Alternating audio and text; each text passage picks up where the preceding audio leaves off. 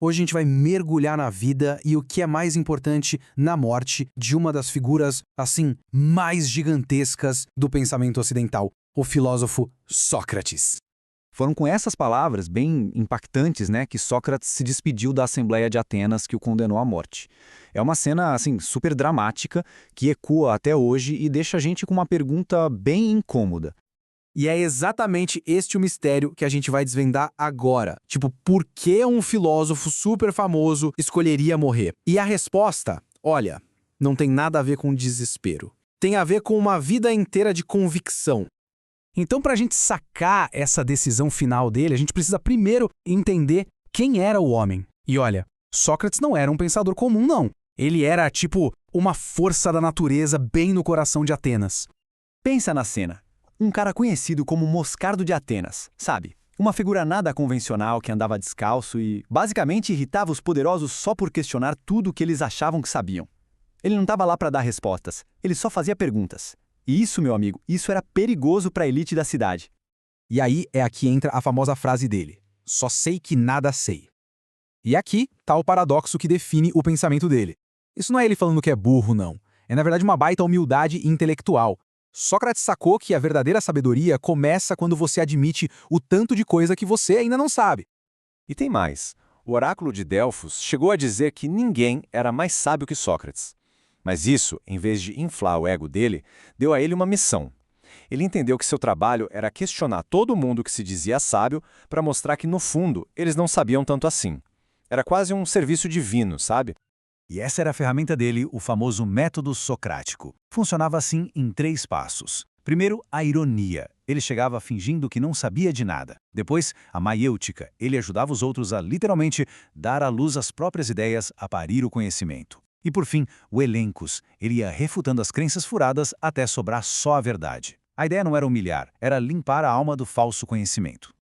Beleza? Agora que a gente já entendeu quem era o homem e como ele pensava, a gente chega no ponto central, os princípios pelos quais Sócrates estava disposto a morrer. Porque no fim das contas foi por isso. Conhece a ti mesmo. Para Sócrates essa frase era tudo. A crença era de que nosso verdadeiro eu não é o corpo, mas sim a alma. Então a tarefa mais importante da vida não é correr atrás de grana ou poder, mas sim cuidar da própria alma. O foco sai do mundo exterior e vai todo para o universo interior.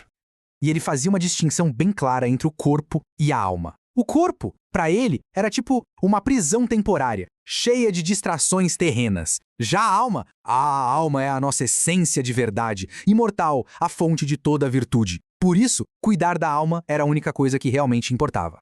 E isso leva a uma ideia central dele, a de que a virtude é uma forma de conhecimento. O que isso quer dizer? Basicamente, que ninguém faz o mal de propósito. As ações ruins, para Sócrates, eram só o resultado da ignorância. Se a pessoa soubesse de verdade o que é o certo, ela faria o certo. O que nos leva a essa frase aqui, que é assim, a conclusão radical da ética dele. É melhor sofrer uma injustiça do que cometer uma. Ué, por quê? Simples. Porque cometer uma injustiça corrompe a sua própria alma, a coisa mais preciosa que você tem. Sofrer uma injustiça afeta só o seu corpo, seus bens, coisas passageiras. Mas fazer o mal, isso danifica quem você é de verdade. Bom, com esses princípios todos bem claros, a nossa história chega no clímax, o julgamento de Sócrates. É aqui que todas essas ideias deixam de ser teoria e viram uma questão de vida ou morte. As acusações oficiais eram essas aí: corromper a juventude, não acreditar nos deuses da cidade e ainda por cima introduzir divindades novas. Mas, na real, a gente sabe que o verdadeiro crime dele era outro. Era desafiar o status quo, era fazer as pessoas pensarem por si mesmas, e isso, numa Atenas que estava se recuperando de uma guerra, era algo que os poderosos não queriam tolerar. E o julgamento em si foi, assim, bem rápido, quase inevitável. O cara que passou a vida inteira questionando os outros foi colocado na posição de ter que se defender de acusações que eram, na verdade, bem vagas, mas cheias de um ressentimento político e social gigantesco. E na hora da defesa, Sócrates se recusou a implorar pela vida. Longe disso. Ele basicamente dobrou a aposta. Ele disse que abandonar a filosofia seria desobedecer ao Deus que deu a ele essa missão. Em outras palavras, a defesa dele foi na verdade o seu último ato filosófico. E o resultado está aí, 360 a 140. Esse foi o placar final do júri sentenciando Sócrates à morte. A margem foi apertada, mas depois, na hora de decidir a pena, ele ainda provocou, sugerindo que merecia ser sustentado pelo Estado. E aí a votação pela morte foi ainda maior. Ele não deu uma saída fácil para eles, né? Isso tudo nos leva à lição final. É aqui que a gente finalmente entende a resposta para aquela pergunta lá do começo. A morte dele não foi um fracasso, de jeito nenhum. Foi, na verdade, a conclusão perfeita para a filosofia dele. Pensa só, na prisão, os amigos dele, tipo Crichton, armaram um plano de fuga. Tava tudo pronto. Ele tinha a chance de fugir de Atenas, salvar a própria pele. Mas ele se recusou. Ele escolheu ficar. A escolha, para ele, era muito clara. De um lado, fugir. Isso seria um ato de injustiça contra as leis, seria corromper a própria alma. Do outro lado, morrer. Isso significava se manter fiel aos seus princípios, preservar a integridade da alma dele. E para Sócrates, fugir seria trair tudo o que ele pregou a vida inteira. Então, a morte dele não foi um fracasso, foi o argumento filosófico final.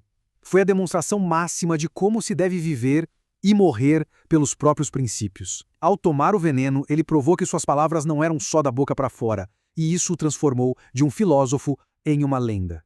E assim, a grande questão que Sócrates nos deixa não é sobre o passado, mas sobre o agora.